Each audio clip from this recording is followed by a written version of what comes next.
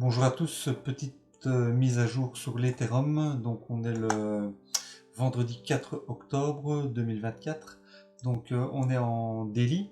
Alors bon, ça n'a pas beaucoup changé depuis qu'on avait analysé la structure de la dernière fois pour le daily. Donc on attend toujours. Je tiens à vous remercier pour vos abonnements, vos commentaires, vos likes, vos partages. On attend toujours une mitigation de l'imbalance ici. Donc je vous ai entouré tout ce qui est imbalance daily avec un encadré jaune pour que ce soit plus facile à repérer lorsqu'on dézoome.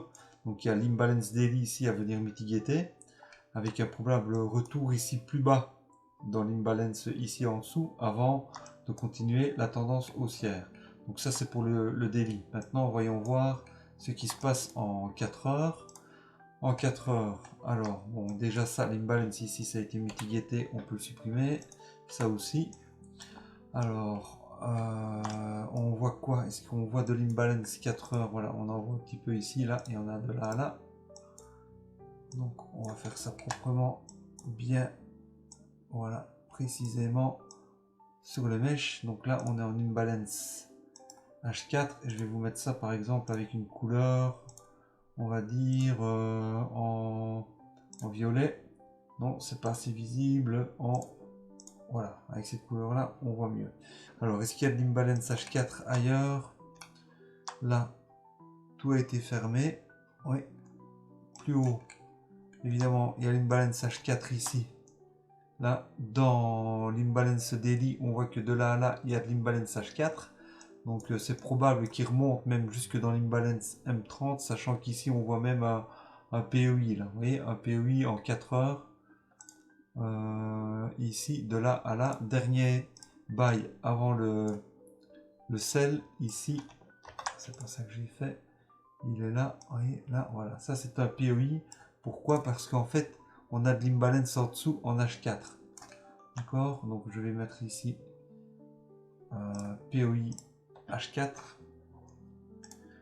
voilà, on va le mettre ici, là, et on va reprendre le POI ici, en plus pour le mettre là, comme ça on comprendra pourquoi, pas le POI, l'imbalance en H4 avec l'encadrement en rose là, comme ça on voit que ici on a le POI H4 et l'imbalance H4 qui justifie le POI.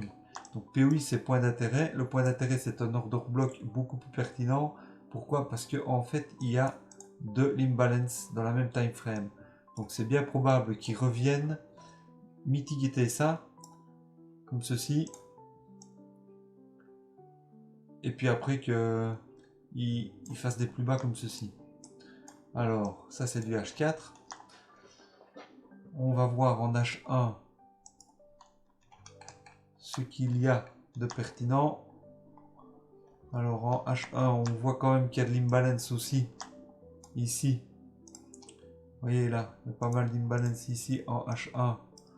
On va mettre ça, imbalance H1 ici. Avec, on va peut-être mettre une couleur peut-être vert comme ça on le distingue. Et il y a la même ici, même imbalance ici, donc on se met au niveau de la petite mèche là et de cette mèche là. Donc là, qu'est-ce qu'on voit? On voit un dernier bail avant le sell. Donc le cours est venu là, il est monté là avant de chuter. Donc ça, c'est un POI H1. Donc un point d'intérêt, c'est un order block, mais comme il y a de l'imbalance en dessous, ça devient un POI. On voit à nouveau de l'imbalance très faible ici. De là à là, très peu d'imbalance en H1. Est-ce qu'il y en a ailleurs? Oui, il y en avait ici. Vous voyez, là, il y avait pas mal d'imbalance ici, H1, qui sont venus mitiguer avec. Il était comme ça, mais voilà, comme le cours est en train de monter, ils sont venus mitiguer tout l'imbalance. Donc celui-là, on peut le supprimer. Par contre, je vais reprendre ceci pour être plus facile. Là, on voit qu'il y a un dernier buy avant le sell. C'est un order block H1. On peut même dire un point d'intérêt, puisqu'il y avait l'imbalance ici, comme je viens de vous montrer. Donc point d'intérêt H1, POI H1. Donc ça, c'est un POI H1. Là, tout a été fermé. Il n'y a plus d'imbalance. Donc là, il y a juste des order blocks qui n'ont pas été refermés. Donc là, il y a un order block ici raffiné ici en H1. Donc ça c'est un order block. Order block H1, on est là. Voilà, donc ici, le dernier bail avant le sell. Mais ils sont revenus dedans. Ouais, j'avais pas vu, j'aurais pas dû le mettre. Ils sont revenus dedans par le biais de cette... de ces bougies-là et ces mèches-là. Donc il n'a plus lieu d'être. Et ici, bon, le dernier bail, il part de là à là, mais la mèche est trop violente. Donc on va garder le POI ici, les order blocks à ce niveau-là, le POI à ce niveau-là. Là, donc en H1, on est haussier. Je vais dire, je vais mettre ça en... Ça, c'était en H4. En H4, on était en rose. Donc ici, on était avec cette couleur-là. Et maintenant, en H1, on attend de revenir mitiguer, fermer les ordres ici. Attention, donc le but ce serait d'aller à ce niveau-ci, jusque ce plus haut-là, en H1, d'accord. Mais je vais vous le mettre en vert comme les encadrements d'imbalance et de POI qu'on a mis. Mais à ce niveau-ci, il faut vraiment vous méfier et faire attention de ne pas avoir un cours qui fait une distribution avec des equal high, des equal low, récupération de la liquidité qui se trouve ici avec une grande bougie comme ça, cassure du dernier plus bas, retour dans la supply ici, et puis après la distribution. D'accord. Donc là, si vous voyez ceci, vous montez vos break-even, si vous avez vos stop-loss, pour rester en positif. Si maintenant le cours continue de monter, donc je vais faire ça, si le cours continue de monter comme ça, et qu'il part comme ceci, c'est bon. Il n'y a pas besoin, vous mettez sous les derniers plus bas à chaque fois pour vous protéger. Mais après, vous montez dans la time frame de 4 heures pour voir où on en est, puisqu'on s'attend ici à une mitigation de l'imbalance H4 et du POI H4. D'accord. Si jamais vous commencez à voir, comme en rose ici, un cours dans l'imbalance, c'est le POI H4 qui fait des equal high, des equal low, donc equal high, equal low, une grande bougie qui va récupérer toute la liquidité qui était ici, une cassure du dernier plus bas, un retour dans la supply ici, on est parti pour des plus bas, d'accord, en H4. Hein. Si vous ne comprenez pas pourquoi je parle de H1, H4, allez voir la fractalité du marché, j'ai fait une vidéo.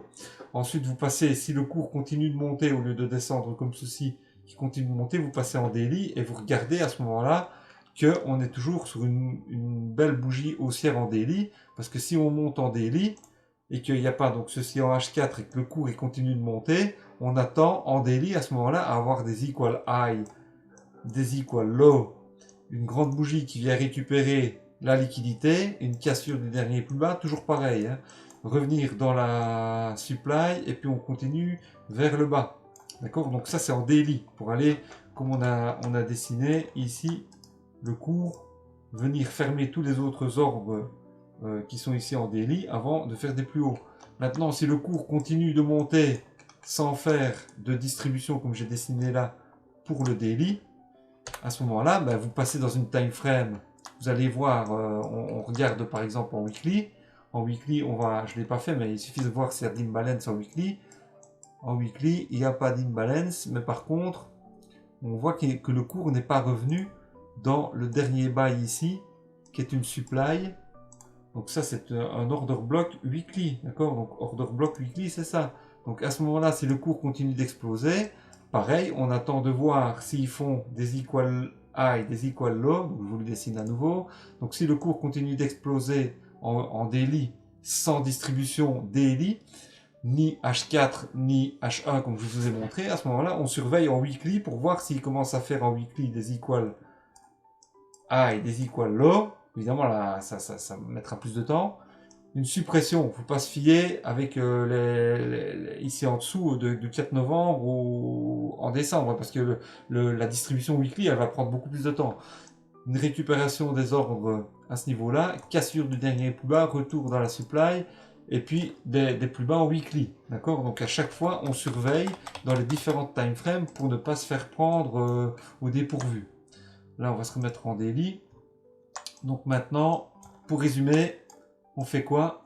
Si on trade en weekly, en daily, on attend de voir ici, dans les encadrements jaunes que je vous ai mis, c'est l'imbalance daily.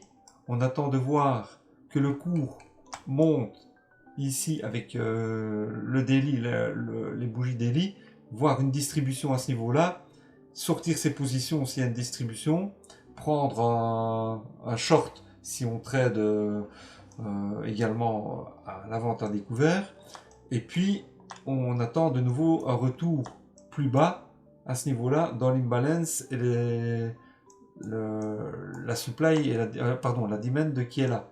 Et alors à ce moment-là, on attendra une accumulation ici, une récupération de la liquidité et puis un retour haussier.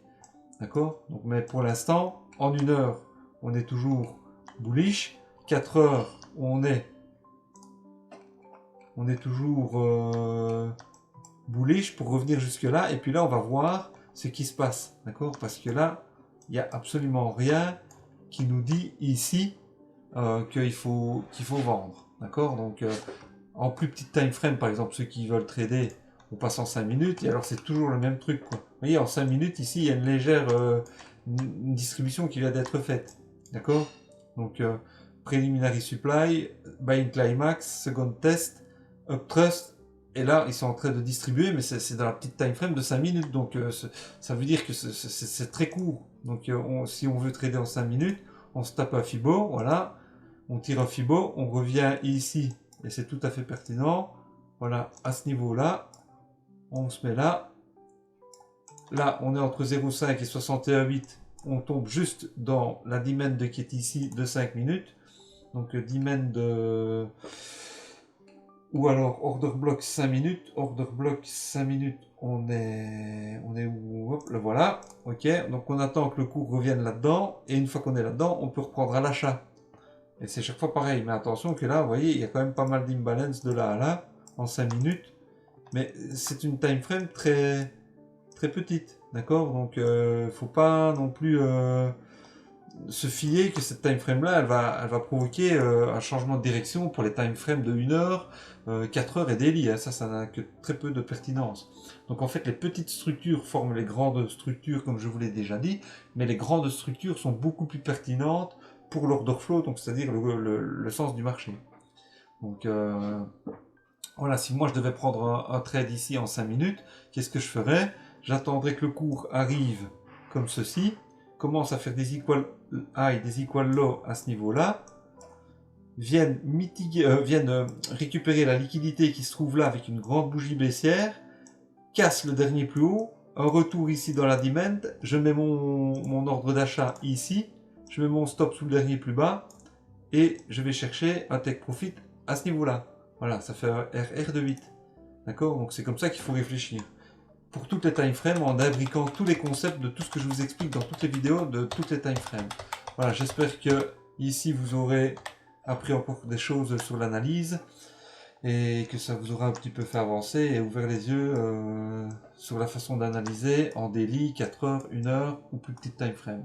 Je vous souhaite une bonne journée ou une bonne soirée en fonction de l'heure à laquelle vous regardez la vidéo. N'hésitez pas à mettre un like et de vous abonner pour ne rien manquer des futures publications. Moi je vous dis à très bientôt. Ciao ciao.